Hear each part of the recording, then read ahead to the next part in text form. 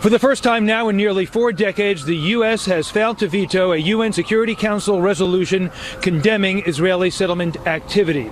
The U.S. officially abstained, while the remaining 14 other members of the Security Council voted yes. The resolution calls for Israel to immediately and completely cease all settlement activity in the occupied Palestinian territory, including East Jerusalem. U.S. UN Ambassador Samantha Power said the U.S. would veto any resolution undermining Israel's security or imposed a settlement to the conflict. She said the resolution voted on today did not meet the requirements for a U.S. veto. It is because this resolution reflects the facts on the ground and is consistent with U.S. policy across Republican and Democratic administrations throughout the history of the State of Israel that the United States did not veto it.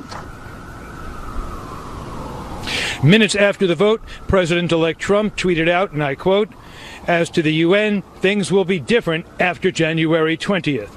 The vote on the resolution, which was sponsored by Egypt, was supposed to take place yesterday. Mr. Trump called for a veto at that time, and soon thereafter, Egypt took the resolution off the table. This morning, other countries put it back in play. Many Israelis were angry and disappointed, but not surprised by the U.S. vote. Relations between President Obama and Israeli Prime Minister Benjamin Netanyahu have been strained, and there has been growing speculation about some type of Obama December surprise." Meanwhile, Republican Senators John McCain and Lindsey Graham expressed outrage at the UN vote. And on the other side of the aisle, New York Democrat Chuck Schumer joined the chorus of criticism, saying, and I quote, "It is extremely frustrating, disappointing, and confounding that the administration has failed to veto this resolution." Israeli reaction has also been very harsh. The office of the Israeli Prime Minister, Benjamin Netanyahu, said Israel rejects this shameful anti-Israeli resolution and will not abide by it. The statement went on to say that Israel looks forward to working with President Trump and the future U.S. Congress. Shannon? David Lee Miller live at the UN. Thank you. Reaction to President Obama's move has been harsh, and not just from Republicans. And the White House moved quickly to explain why it did what it did. Correspondent Kevin Corke is traveling with President Obama in Hawaii and reports from Honolulu. Hello, Kevin. Yeah, you're right on the money, Shannon. The president made this decision by himself, but not after close consultation with key members of his inner circle, including Vice President Joe Biden, Secretary of State John Kerry, National Security Advisor Susan Rice, and UN Ambassador Samantha Power. It's also important to point out what Deputy National Security Advisor Ben Rhodes had to say about this today. He said, listen, the abstention vote was preferred because the UN hasn't exactly been impartial on this issue. When it comes to final status issues, we believe that those should be negotiated between the parties. Rhodes repeating the assertion that the president's done more for Israel's security than any other U.S. president, noting the $38 billion military aid package signed very recently. But when asked whether he thought Israeli Prime Minister Benjamin Netanyahu was committed to peace, Rhodes sounded a bit skeptical. And at a certain point, the words and the actions become irreconcilable. And that's what we're concerned about. Meanwhile, Secretary of State John Kerry said today the United States acted with one primary objective in mind: to preserve the possibility of the two-state solution. He went on to add, while we do not agree with every aspect of this resolution, it rightly condemns the violence and incitement and settlement activity and calls on both sides to take constructive steps to reverse current trends and advance the prospects for a two-state solution. Not all that we're going to hear on this subject, obviously, Shannon, as the administration tries to thread the diplomatic needle on this one. Shannon? All right, Kevin. Also, we know the president signed into law the National Defense Authorization Act today, but not without a little bit of controversy, right? Yeah, that's right. The NDAA has always been complicated because it comes with some strings attached. I can tell you right now that it does include $3.2 billion in military spending. And that includes, by the way, and this is important for a lot of our viewers, some 2% increase, a little bit more than 2% increase in salary and in pay and compensation for U.S. service personnel. That's important. But as you pointed out, it certainly comes with a few strings attached and some specific restrictions. Most notably, it also sort of handcuffs the president in his effort to try to close the facility at Guantanamo Bay. It also adds new restrictions on transfers related to Leave and Gitmo. So we'll watch carefully how that all plays out. Shannon, back to you. All right, Kevin Cork traveling with the president in Hawaii. Thank you, Kevin. All right, let's talk more about the UN vote and the U.S. decision. Danny Danon is the Israeli ambassador to the UN. He joins us now live from New York. Mr. Ambassador, welcome to Special Report. Good evening, Shannon. Your reaction to today's vote? We are disappointed. We have heard President Obama himself coming to the UN and saying that the only way to promote peace in the Middle East is through direct negotiations and not to adopt resolutions of the Security Council. And we ask ourselves, what happened today? What changed? Why the U.S. abandoned Israel and allowed a shameful resolution to pass at the Security Council right at the transition period? Republican Senator Tom Cotton out of Arkansas had this to say. He said President Obama is personally responsible for this anti-Israel resolution. His diplomats secretly coordinated the vote, yet he doesn't even have the courage of his own convictions to vote for it. Do you think the president, or the accusations are also out there, that Secretary Kerry actually pushed this resolution? Do you think their fingerprints are on it? In the last 8 years, we always heard from the administration that they will support constructive steps to promote peace in the Middle East. And there is nothing constructive about this resolution. So when you look at what the Palestinians will do now, they will not come back to the negotiation table. They will continue to come back to the UN, asking for more resolutions regarding the peace process. I think the people in the White House are aware that it is not constructive, it is not helpful. I don't know why they changed the policy of the US, a long-standing policy of standing with Israel and not supporting the enemies of Israel at the UN. I want to play a little bit of sound from a senior Palestinian official, Saeb Erekat, their reaction on what just happened today at the UN, and then get yours. This is a day where the international community have utterly rejected the settlement activities, the policies of dictation, the policies of apartheid being employed by the current Israeli government. I hope this message is a clear-cut message to the Israeli people to reach out, to achieve peace, and to understand that the way to security and peace for all of us is through ending the Israeli occupation, ending the settlement activities. Does this take you one step closer to achieving peace or some two-state solution, Ambassador? Absolutely not. I have heard also the Hamas celebrating the great victory, but it's an empty victory. We know that the only way to move forward is through direct negotiations. We actually did it in the past with Egypt, with Jordan, but for the Palestinians, it's easier for them to come here, to pass resolutions, and to continue with the incitement and violence in the Middle East. It will not bring us anywhere. I think the people in the administration are aware of that, and the people who voted today, they knew they're voting for an empty, meaningless resolution.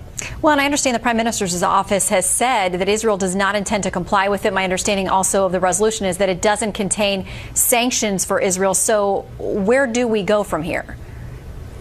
Well, now actually the Palestinians will continue to come back to the UN, to international organizations, and they will try to have another resolution against Israel instead of coming to the negotiating table. So if somebody actually wants to promote peace in the Middle East, it is through direct negotiations. We welcome President-elect Trump's statement that he said that the only way to promote peace is to have both sides sitting down and negotiating, not through the UN, which we know that is so biased and it's obsessed about Israel. Look what's happening now in Syria. And they're focusing on Israel, telling us, the Jewish people, we cannot actually build and pray in Jerusalem. It is outrageous, Shannon. Ambassador Danny Danon, we appreciate your time today, sir. Thank you. Thank you very much. The reversal on Israel is not the only foreign policy item causing an uproar tonight. Correspondent Peter Ducey is in West Palm Beach, Florida, on the evolving relationship between Donald Trump and Vladimir Putin. A Christmas card from the Kremlin arrived today, and there was no mention of the increasing tensions over nuclear arsenals. Instead, Russia's President Putin wrote to America's next president, Donald Trump, in a letter dated last week, that his holiday wish is that after inauguration, the two nations can, quote, take real steps to restore the framework of bilateral cooperation in different areas, as well as bring our level of collaboration on the international scene to a qualitatively new level.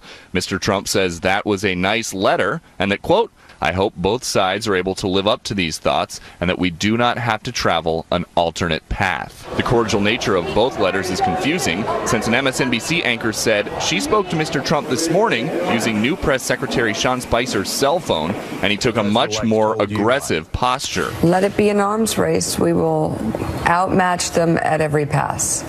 and outlast them all. And outlast them all. The back and forth between former Cold War foes began yesterday. We need to strengthen combat capability of strategic nuclear force. A Trump tweet quickly followed where he pledged, quote, the United States must greatly strengthen and expand its nuclear capability until such time as the world comes to its senses regarding nukes. Putin's response to that was passive, saying at a press conference today he wasn't surprised. Mr. Trump, there is nothing new here. During his election campaign, he has spoken about the need to strengthen U.S. nuclear capabilities. Just days before Christmas, Eric Trump has announced he won't be fundraising for his foundation because he doesn't want people donating just to get to his dad. Eric tells the New York Times, quote, as unfortunate as it is, I understand the quagmire. You do a good thing that backfires. Now, his dad is weighing in, tweeting, quote, my wonderful son Eric will no longer be allowed to raise money for children with cancer because of a possible conflict of interest with my presidency. Isn't that a ridiculous shame? He loves these kids, has raised millions of dollars for them, and now must stop. Wrong answer. And just yesterday, counselor to the president, Kellyanne Conway, warned what would happen if the Eric Trump Foundation was targeted. These folks are trying to help people in need, and those people are going to suffer now because folks are pointing out what they think to be improprieties. The world's most famous golfer joined the world's most famous golf course owner for a round of golf today. Tiger Woods, who lives nearby in Jupiter, asked to play 18 with the president-elect. We're told the two ditched golf carts and walked Mr. Trump's course, and were out there for about 5 hours. Shannon? Peter Ducey in Florida, thank you. President Obama has promised a smooth and efficient transition to the incoming Trump administration. But from President Obama's enacting new regulations that ban new offshore drilling to President-elect Donald Trump's meddling in foreign policy, it appears both sides are making life a little bit difficult for each other. Correspondent Rich Edson tells us how from the State Department tonight. On the surface, a coordinated, respectful transition of immense power. President Obama, who by the way, I've gotten along with so well, No. He's really doing great. He's been so nice. It's just been a few days since I last talked to the president-elect about a whole range of transition issues. That cooperation is going to continue. However, the Obama administration is constraining its predecessor, and President-elect Donald Trump is already setting and confusing U.S. foreign policy the month before his inauguration.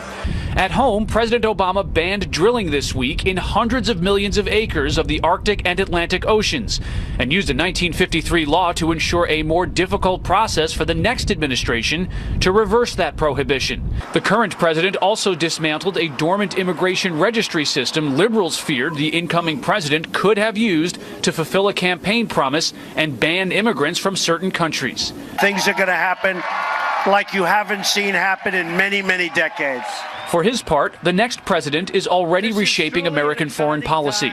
The president-elect criticized the Central Intelligence Agency for determining Russia had interfered in the U.S. election and blamed the outrage on bitter Democrats. Russia's president joined him in that opinion. In my opinion, it is humiliating. One must be able to lose with dignity. Mr. Trump also accepted a phone call from Taiwan, angering China, and he's further threatened China over its trade and economic policies. While the president-elect has called for Congress to increase spending on the U.S. military, he also declared on Twitter that the country must greatly strengthen and expand its nuclear capability. Then, President-elect Trump interfered with an Obama administration vote on a United Nations Security Council resolution criticizing Israel. Trump urged the U.S. to vote against it, and Israel reportedly enlisted the Trump transition team to pressure the resolution supporters to drop the Egyptian-sponsored measure. And the president-elect is looking further beyond that, already speaking with Egypt's president regarding negotiations on a Middle East peace process. President Obama finishing his term while the president-elect Donald Trump looks forward to his is an explicit demonstration to the world at how much U.S. policy has changed because of this election. Shannon? Rich Edson from the State Department. Thank you, Rich.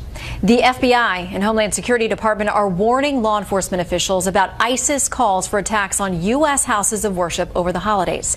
Fox News is told the posting made mention of a number of specific churches. We're not told how many or which churches were mentioned by ISIS. Fox is told there remains no specific credible threat to the homeland.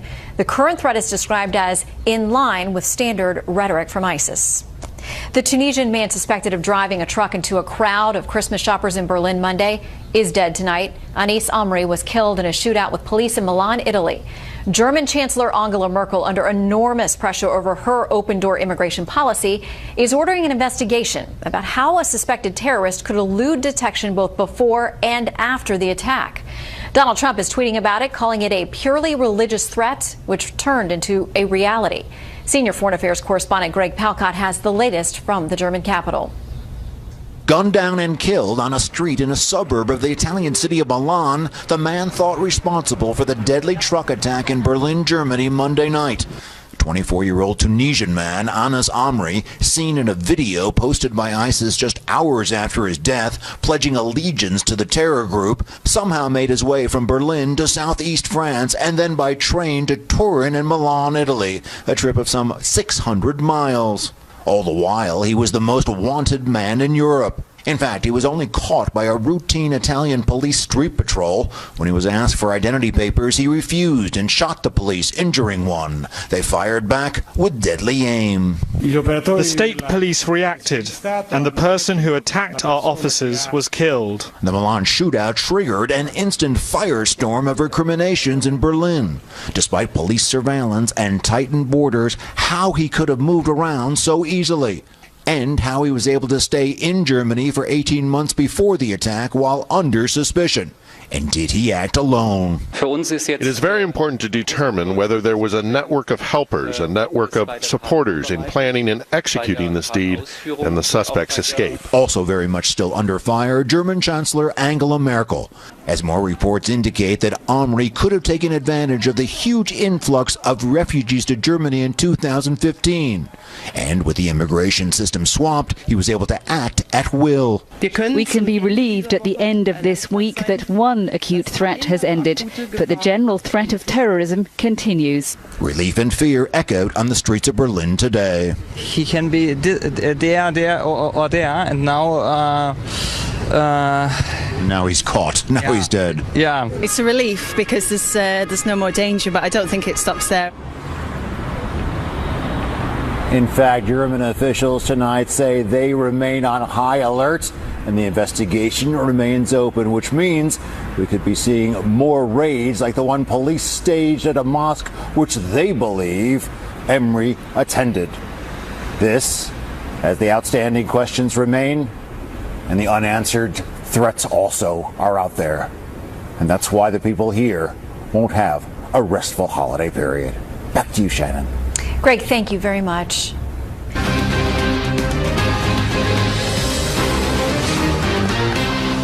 The FBI is investigating a breach of security at the Federal Deposit Insurance Corporation that happened back in 2010. Two sources close to the investigation tell Fox News forensic analysis of the hacking suggests it was a Chinese state-sponsored operation.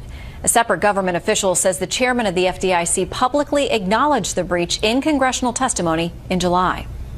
China appears to be preparing to put surface-to-air missiles on islands in its disputed territories for the first time. U.S. officials tell Fox News the missiles have been moved from the mainland to the South China Sea. It would be the latest move from an increasingly aggressive China since President-elect Donald Trump took a congratulatory phone call from Taiwan's president, raising questions about the long-standing U.S. One China policy. It appears President Obama and the U.S. will not be directly involved in the fate of Syria. Russian leader Vladimir Putin says Moscow, Iran, Turkey, and Syria will hold peace discussions in January. Putin says the next step is a nationwide ceasefire. The State Department says the U.S. will continue working with its partners toward that goal. Movie star Carrie Fisher is in critical condition tonight after what's being described as a cardiac episode on an airplane flight from London to Los Angeles. She was rushed to the hospital upon landing. The 60-year-old Fisher is best known for portraying Princess Leia in the Star Wars movies alongside Harrison Ford.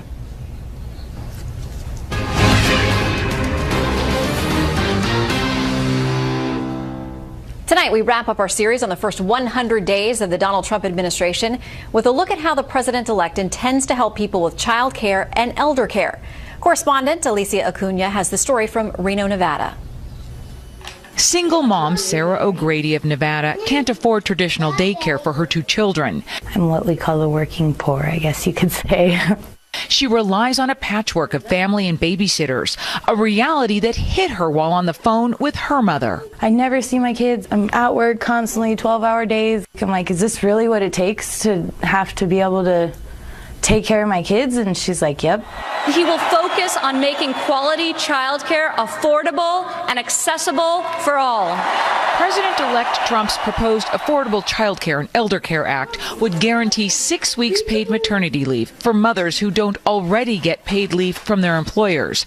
It would offer dependent care savings accounts that roll over year to year so people could start setting aside money before they even have children. Those under a certain income ceiling could deduct child care expenses up to a certain amount. Same for stay-at-home parents. For low-income families, the government would provide spending rebates through the Earned Income Tax Credit. To make all this happen, Tax Foundation economist Alan Cole says it would require a lot of money and a rewriting of the tax code. I could see this proposal running at least $500 billion in 10 years, and maybe closer to $1 trillion, depending on what things get included. And they may have to scale that back because they might think that's too much to cost the Treasury. There are investments in human capital. There are investments in allowing parents to go to work and obtain self-sufficiency. Marty Elquist works for the Children's Cabinet, a nonprofit in Nevada. The state ranks 47th overall for child well-being, according to researchers at University of Nevada, Las Vegas. A mom who makes the median income in the state of Nevada with an infant and a preschooler would have to spend 54% of her income just to pay for childcare. While parents we talk to and the experts say they are hopeful for the improvements promised, today the fact remains childcare in this state and many others is more expensive than college tuition. The other part of Trump's proposal addressing the seemingly insurmountable expense of elder care. For example, Colorado is expected to see a 68% increase in the 65-plus population between now and 2030, according to a report prepared by the Keystone Policy Center. He wants dependent care savings accounts for this purpose as well. And Trump proposes a pre-tax deduction limited to $5,000 per year for elder care costs. Until Trump's plan takes shape, it's a bit of a holding pattern for those in the business of care. Those of us that are in the operational side of the business are a little reluctant to invest too heavily, not knowing what lies ahead. Nancy Schwam, Chief Business Development Officer of Vivage, which runs senior living communities, says one of her company's biggest issues right now is labor. The average age of a nurse in Colorado is 50, and only 5% of nurses go into long-term care. When people come to us, this is their home, and so all the services that they need, from doing laundry to cleaning their room, those all require workers, and our biggest cost center is our labor force. It's not easy being a caregiver. No. Karen Brown left her career to become a family caregiver. Her mother saved significantly, but round-the-clock care following a stroke shattered the nest egg. Now, assisted care runs them $85,000 a year. But I can say if my family situation is any clue, the challenges we had were around 2 issues: money and caregivers. Brown now makes the issue of elder care her mission, something she feels Americans need to consider earlier in life. You always hear that phrase, it takes a village to raise a child, to care for, to love, to nurture them through those early years. I actually say it takes a village to care for an aging person in the last chapters of their life. Over and over, those in childcare and elder care say it's expensive and complex because it requires humans. It's not something you can automate. In Denver, Alicia Acuna, Fox News. And you can watch all 15 parts of the series on our show homepage, foxnews.com/special report. Now, some good news on this night before Christmas. Religion correspondent Lauren Green shows us how some folks are working very hard to make sure some kids going through an incredibly tough time have a good Christmas. For thousands of Christian refugees fleeing the scourge of ISIS terrorists and civil wars, Christmas will come with sadness and hardship. Many have lost their homes and their way of life. But one organization is trying to make a positive difference. We're giving them a Christmas, the children, giving them a Christmas that the way it used to be before they were either displaced or refugees. The program is called Christmas for Refugees, which has given thousands of children a taste of a Merry Christmas. These images from last year's celebrations show how just for a few hours, children whose lives have been changed forever through war and strife can still believe that Christmas means something good and pure. In the basement of an undisclosed local church, they sing songs, eat a meal, even get a visit from Santa. And at the end of the party, they each go home with a bag of food and gifts. Many of these children had iPads and went to private schools. Now they are sitting with the entire family in one room, often in a tent, no transportation, no school, no nothing, without hope, without a future, and with much of their homes, particularly those in the Nineveh Plain, destroyed. And what we are trying to do is to give them a little hope, to bring Christmas back to them the way it used to be for them before this devastation happened to the Christian community in the Middle East. This year, the program will help about 6,000 children in displaced areas, including thousands in northern Iraq. Most of them will never be able to return to their homes because they have none to go back to now. Most are destroyed and looted. But the program helps give them hope that regardless of where they are, it is still Christmas. In New York, Lauren Green, Fox News. Stocks were up today. The Dow gained 15. The S&P 500 finished ahead 3. NASDAQ picked up 15. For the week, the Dow was up about a half percentage point. The S&P 500 gained a quarter point. NASDAQ also gained a half. Well, Donald Trump goes nuclear again, and supporters of Israel are not far behind. We'll give reaction from the panel when we come back.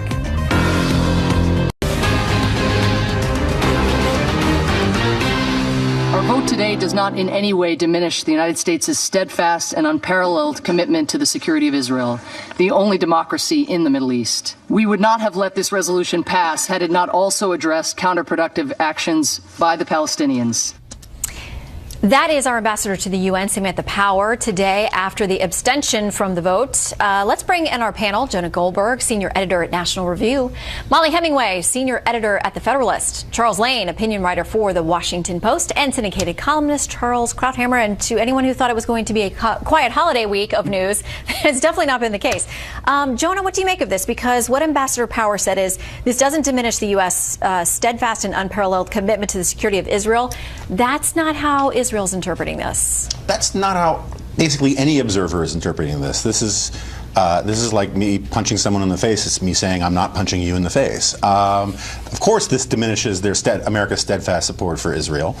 What I think is the most remarkable thing about this is that this is to no productive end. We've spent 8 years listening to a lot of supporters of Israel, a lot of liberal Jewish supporters of Israel insist that Barack Obama is unparalleled in his support for Israel.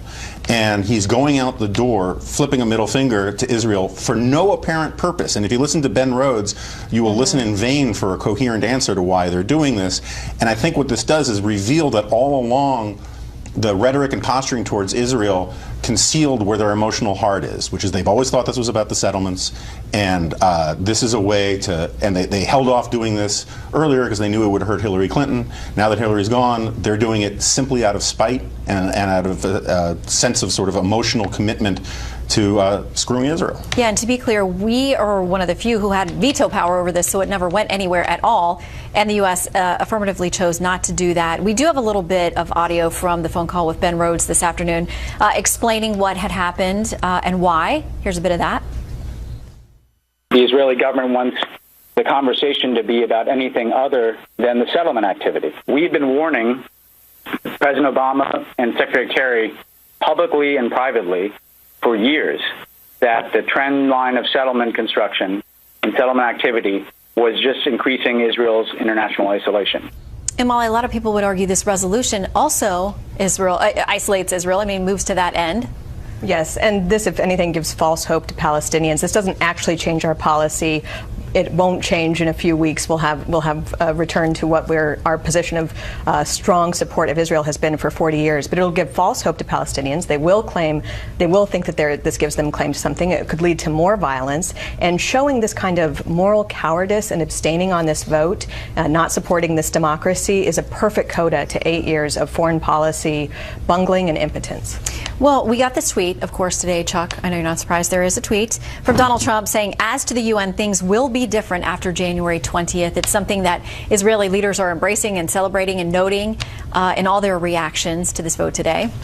Well, yeah, I mean, just to pick up on a couple of the points, this does change something real. It changes international law. Security Council resolutions are international law, and that's a tremendous weapon now in diplomacy that the Palestinians can wield. But apparently, my understanding, unless I'm getting this wrong, is that there are no sanctions that would be imposed on Israel. No, but the declaration of what's legal and illegal in the name of the Security Council is extremely important for propaganda purposes, for legitimizing people who might try to make private sanctions like the boycott, divest movement. Also, the International Criminal Court can play into this too.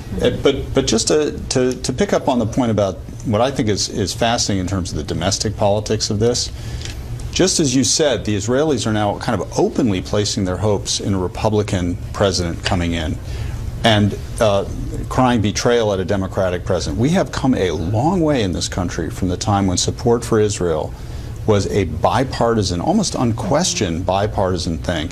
And now you are seeing not just a split between the parties, but you will soon see a split within the Democratic Party that will be provoked by this step, because President Obama has thrown, and John Kerry have thrown their weight behind the voices that have been insisting for a long time within the Democratic Party for a tougher, quote-unquote, policy on Israel that will put a lot of pressure on the pro-Israel forces within the Democratic Party, some of whom have been heard from, such as Chuck Schumer, Ron Wyden, Sherrod Brown in the Senate today. And we just got something in from Congresswoman Debbie Wasserman Schultz, formerly of the DNC, heading up the DNC.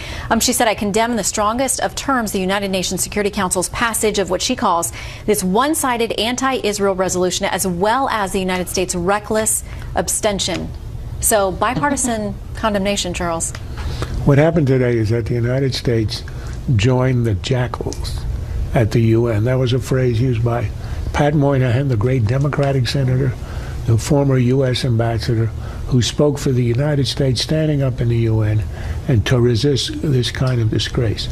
To give you an idea of how appalling this resolution is, it declares that any Jew who lives in the Jewish quarter of Jerusalem, the Jewish quarter inhabited for 1,000 years, is illegal, breaking international law, essentially an outlaw, can be hauled into the International Criminal Court or into national courts in Europe, which is one of the consequences. The Jewish quarter has been populated by Jews for 1,000 years. In the War of Independence in 1948, the Arabs invaded Israel to wipe it out. They did not succeed, but the Arab Legion succeeded in conquering the Jewish quarter. They expelled all the Jews. They destroyed all the synagogues and all the homes. And for 19 years, no Jew could go there. The Israelis got it back in the Six-Day War. And now it's declared that this is not Jewish territory. Remember, it's called the Jewish quarter, but it belongs to other people, and any Jew who lives there is an outlaw. That's exactly what we supported. The resolution is explicit in saying settlements in the occupied territories and in East Jerusalem. It does. But what my question is, why now? I mean, the Obama administration is about to leave. And yes, because he didn't. Yeah. Well, but there's been this very tenuous public cooperation between Obama and Netanyahu, although we always hear behind the scenes they don't like each other personally, or that there are issues that they disagree on. But publicly, they've stayed united. So why now, with 3.5 weeks to go, do you blow that up? In 2012, running for re-election, Obama spoke at the meeting of AIPAC, the big Jewish lobby, and he said, is there any doubt that I have Israel's back? That's why he didn't want to do it while he was in office.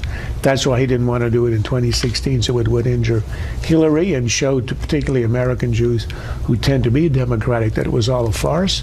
He does it on the way out, and that's part of why it's so disgraceful. He hid it until there'd be no consequence, and now he's out the door and the damage is done for years. That resolution cannot be undone.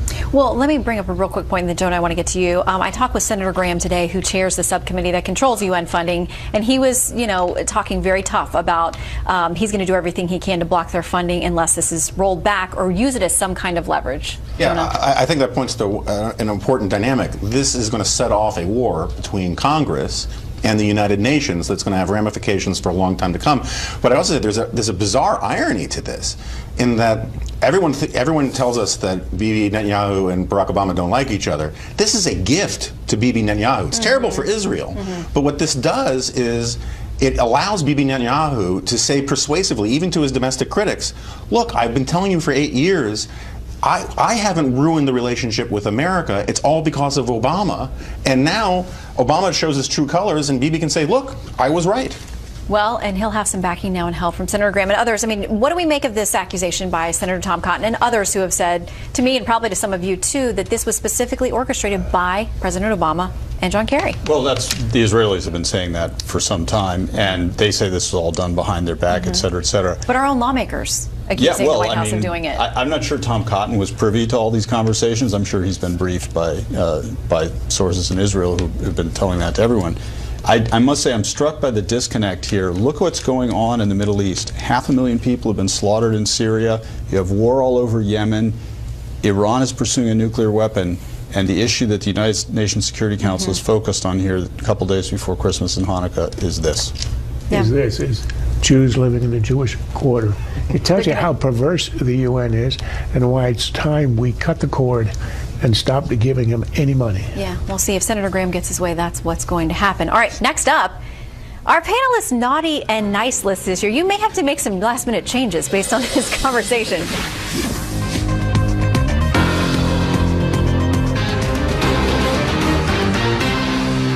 Contest of ideas as to which direction to take the party.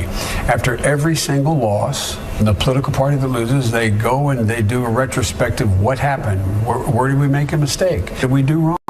That debate is going to ensue. Vice President Biden reflecting on our most recent election. Our panel is back with us now. Molly, I'll start with you.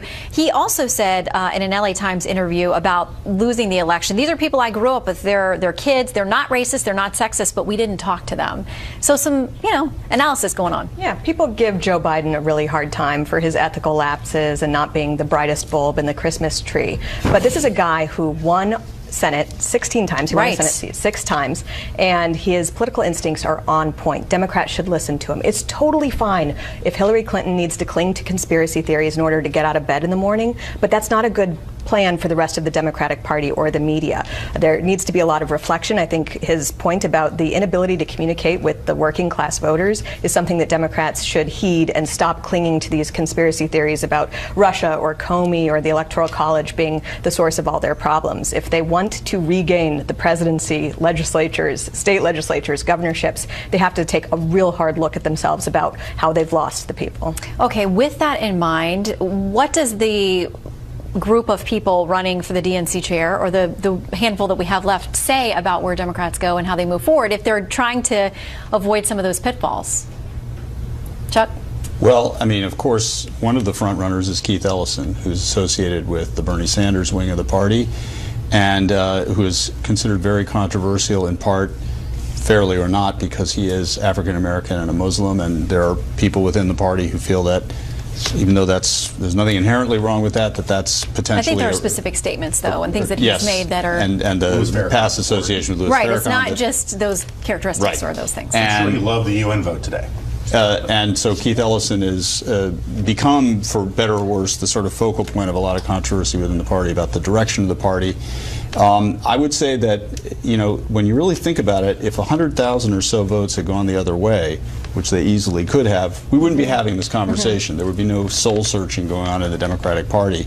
And so it's worth remembering that the Republicans had their autopsy at the end of the last election that said go this way. They went the opposite way, and they ended up winning the election. Yeah. So, kudos to Joe Biden for being introspective, but it may not, in the end, amount to very much. All right, I want to make sure that we get to all of your naughty and nice, because we've asked you to give us the year-end decision on this. And Jonah, we'll start with you. We'll go through all of your naughties first. Okay, so my naughty, I rarely go with sports on the show, but it was Colin Kaepernick. the football player who decided to set a bonfire of arrogance and asininity almost all year long, whereby he denigrated America, denigrated police officers, praised Fidel Castro, and yet couldn't even be bothered to vote.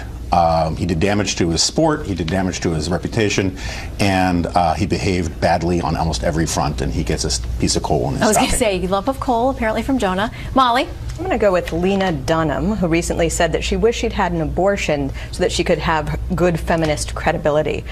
In addition to how monstrous that notion of killing your unborn might be, it really speaks to sort of all these celebrity idiots, these facile people who think their voices are worth listening to when in fact they're actually just turning off a whole host of voters. Chuck? Well, I don't see how you could pick anybody other than Vladimir Putin to be the naughtiest person of the year. I mean, well, it's bad enough that he stole a bunch of emails from the Democrats, but much more consequentially and much worse, his performance on the international stage, helping the massacre in Aleppo and other things, continuing the occupation of Ukraine, I guess kind of goes beyond naughty. Well, and taking himself Crimea. Yes, as a that's little part of the extra prize. Ukraine, yes. Yeah. Okay. Charles? Well, especially today, I have to go with Barack Obama. I know it's not surprising. Surprising but that the president tops Charles Krauthammer's naughty list for 2016. The guy's got 8 years to enact his agenda. He twice wins, so he's got 2 mandates. And yet at the very last minute, when he's lost his legitimacy, when he's a lame duck, he leaves last-minute landmines behind, things he could never have done when he was still an active politician, in the sense that he had to protect himself or the party. He shuts down the Arctic and the Atlantic for oil and gas drilling, exploration, then he stabs Israel in the back just as a coda. So I give him the lump of coal, and he's sort of retire it for the next 8 years. The lump of coal will help him to light the fires during his years of civilian life. He's not a fan of coal, as we've come to learn over the last 8 years. That's All right, true. Now we must briskly get through our nice list. Jonah? Okay. In distinction from Colin Kaepernick, I picked Vin Scully, who was for 67 years the voice of the Dodgers. He retired as gracefully and as generously and as with much class as any public figure has left the public stage that I can ever think of, and that was a nice note in an otherwise pretty ugly year. Molly? This one pains me a little bit as a St. Louis Cardinals fan, but I think we have to give props to the Chicago Cubs, who did such a good job. This was a year that was very politically divisive, and they gave us such a good season of baseball, and that World Series was one for the ages. Chuck?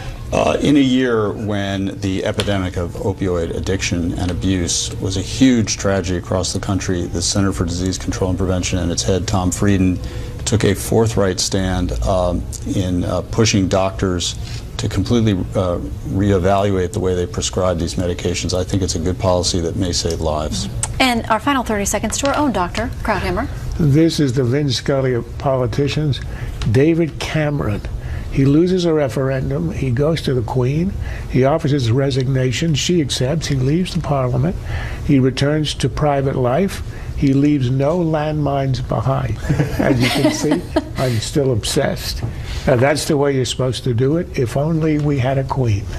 Well, I'm not sure the U.S. is ready for the monarchy, but we do enjoy following the one across the pond. Okay, we fought a revolution over that. That is it for the panel. A special holiday message for you up next.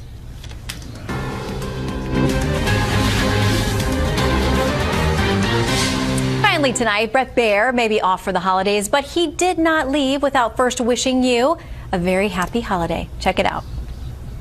Hi, everybody. Merry Christmas. The Bears are coming to you again. We have been doing this, Paul, Amy, and Daniel, since I took over Special Report. Believe it or not, January 5th will be 8 years, and there has been an evolution of this family.